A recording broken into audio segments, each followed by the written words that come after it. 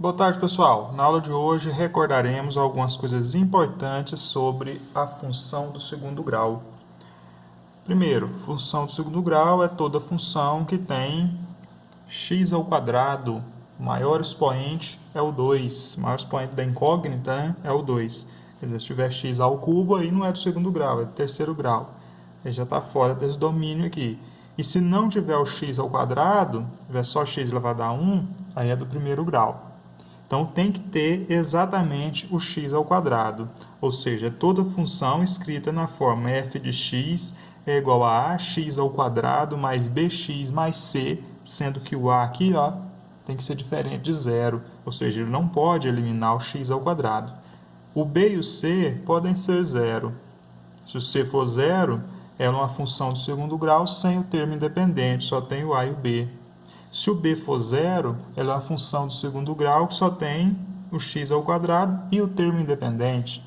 Só tem o primeiro e o terceiro termo aqui nesta ordem, né? A, B e C.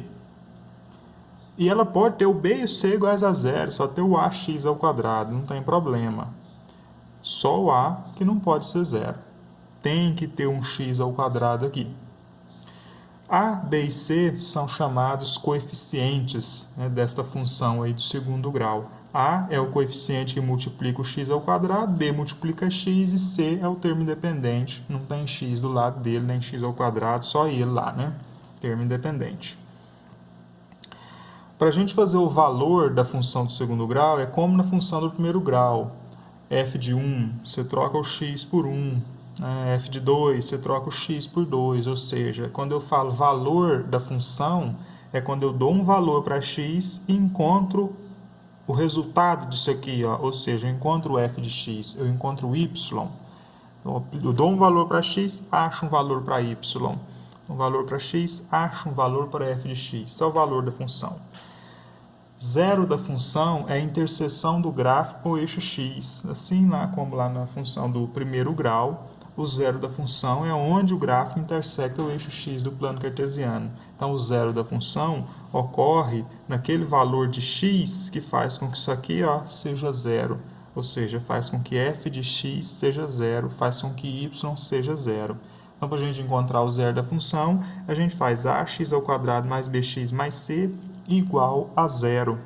E encontra qual que é o valor de x para que ax ao quadrado mais bx mais c seja igual a zero.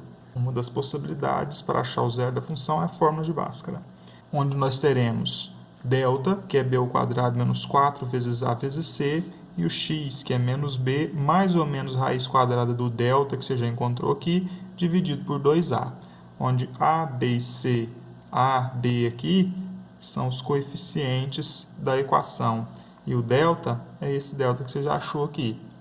Quando a gente calcula o valor do delta, há três possibilidades para ele. Ele pode ser negativo, menor do que zero, positivo, maior do que zero, ou igual a zero.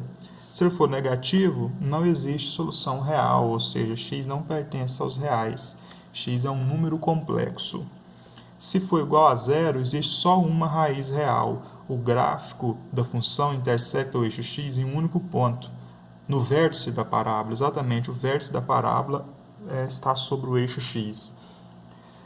Neste caso, nós temos duas raízes mais iguais, de mesmo valor, somente uma interseção com o eixo x. Se o delta for maior do que zero, aí nós temos duas interseções com o eixo x. O gráfico corta o eixo x em dois pontos. Então, nós temos duas raízes reais diferentes. Vértice da parábola. Para encontrar as coordenadas do vértice da parábola, lembra que o vértice é o ponto máximo ou ponto mínimo da parábola. Para encontrar as coordenadas deste ponto máximo ou ponto mínimo, nós temos x do vértice, a coordenada x do vértice igual a menos b dividido por 2a. b e a, os coeficientes lá da função. E a coordenada y do vértice, menos delta dividido por 4a. Esta coordenada x e esta coordenada y aqui do vértice vão determinar o ponto da parábola onde ela muda de sentido. Lembrando que uma parábola ela vai ser crescente até um determinado ponto, depois vai ser decrescente o gráfico. O gráfico da função ele é crescente até o vértice e depois decrescente, além do vértice. Ou ele é decrescente até o vértice e depois passa a ser crescente depois do vértice.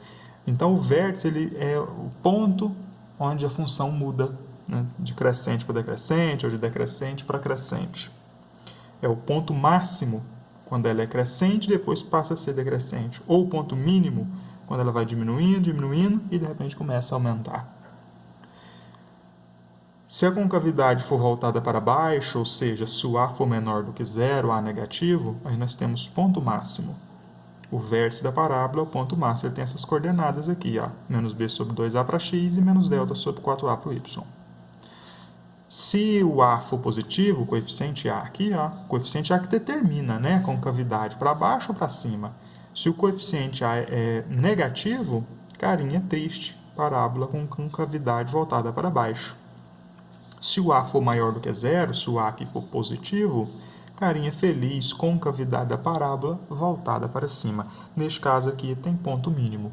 Ainda assim aqui é o vértice da parábola, ainda assim aqui tem coordenadas, este ponto aqui ó, tem coordenadas x igual a menos b sobre 2a e y igual a menos delta sobre 4a. Exemplo. Construa o gráfico da função f de x igual a menos x ao quadrado mais 2x mais 3. Para construir o gráfico da função, nós precisamos de alguns pontos notáveis aí do gráfico. Quais são os pontos notáveis do gráfico? Interseção com o eixo x, interseção com o eixo y e vértice da parábola. Principalmente vértice da parábola. Esse é o ponto aí mais característico do gráfico, o vértice da parábola. A interseção com o eixo y é muito fácil de descobrir, ela é o termo independente. Se o termo independente é igual a 3 positivo, a interseção com o eixo y vai ser na coordenada y igual a 3. Nós sabemos que a interseção com o y ocorre nas coordenadas 0 e termo independente. 0 para x, termo independente para y. A interseção com o eixo x é no zero da função, é na raiz da função. Então, a gente faz a fórmula de Bhaskara e acha a interseção com o eixo x. E o vértice da parábola, a gente usa o x e o y do vértice. Então, vamos lá. Primeiro, vamos calcular o delta, porque o delta vai ser útil no zero e no vértice da parábola, coordenada y do vértice. Delta é b ao quadrado menos 4 vezes a vezes c. Preciso saber quem é o A, quem é o B, quem é o C, né? Então, vamos lá, na função, encontrar quem é o coeficiente A, quem está do lado do x ao quadrado, menos 1. Quem é o coeficiente B do lado do x, é o 2. E o coeficiente C, termo independente, o 3.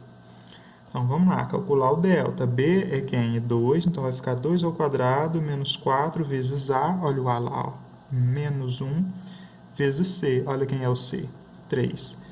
Então, aí nós calculamos o delta, que é 4 menos e menos mais, 3 vezes 4, 12, e o delta é 16. Achamos o delta. Agora, nós vamos encontrar os zeros da função, ou x, né? X, que é menos b, mais ou menos raiz quadrada de delta, dividido por 2a. X é menos 2, mais ou menos raiz quadrada de delta, olha o delta lá, 16, dividido por 2 vezes menos 1. Então, x vai ser menos 2 mais ou menos 4 dividido por menos 2. A partir daqui, nós temos duas possibilidades, né? 2x, dois valores para x, x1 e x2. X', x duas linhas. X' é quem? Menos 2 mais 4 dividido por menos 2. E x duas linhas é menos 2 menos 4 dividido por menos 2. Então, nós vamos ter que um x' igual a 2 dividido por menos 2, que é menos 1. E nós vamos ter um x duas linhas, que é igual a menos 2 e menos 4, menos 6, dividido por menos 2, menos e menos mais, então vai dar 3 positivo. Agora, as coordenadas do vértice, coordenada x do vértice, menos b dividido por 2a.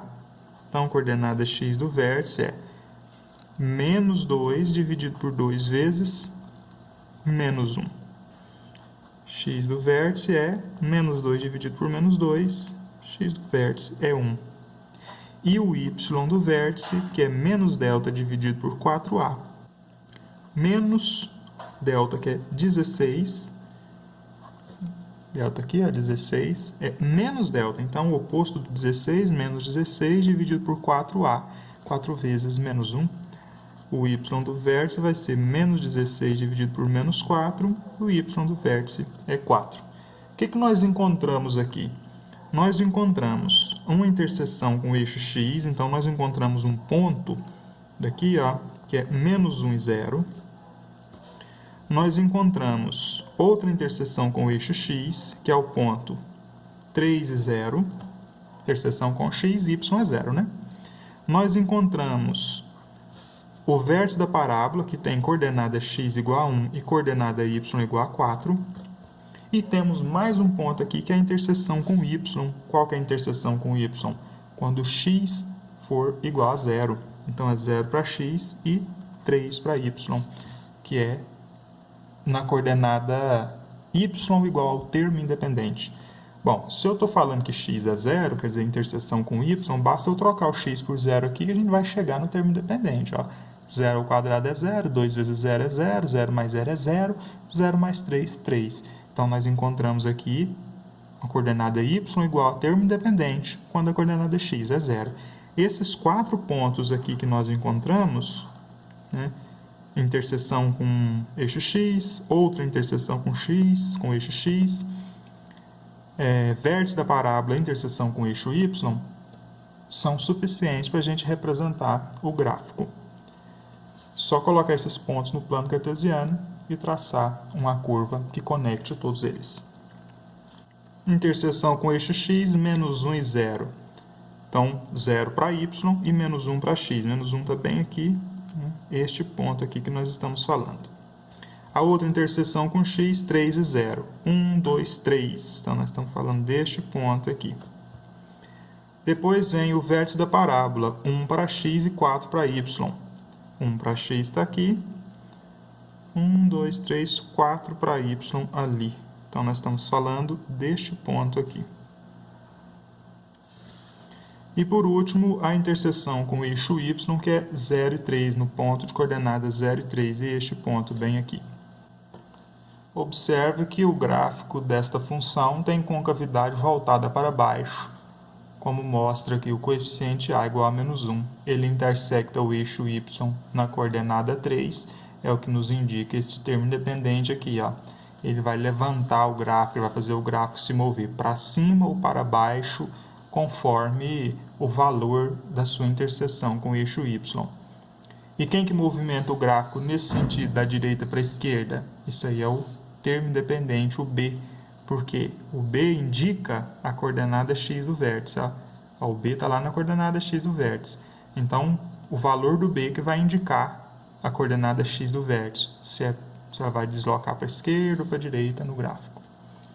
E se nós tivéssemos a situação oposta, se fosse dado um gráfico e perguntasse qual função desenha este gráfico no plano cartesiano? Aqui no nosso caso do exercício, aqui foi dada a função e nós desenhamos o gráfico. Mas e se desse o gráfico e pedisse a função? No caso, se nós não conhecêssemos o a, o b e o c, o que a gente faria? Y igual a ax ao quadrado mais bx mais c. Aí eu trocaria aqui, ó, x por 1, x por 1 e y por 4. E o c por 3, que a gente já sabe. A e b seriam as nossas incógnitas. Aí eu repetiria isso de novo, trocando o x por 3, o outro x por 3 e o y por 0. Teríamos uma outra equação com incógnitas a e b. Né? O c é 3, se a gente já sabe. Duas equações com duas incógnitas, um sistema de equações, e a gente encontraria o a e o b nesse sistema. Encontrando o a e o b no sistema, determinamos a função.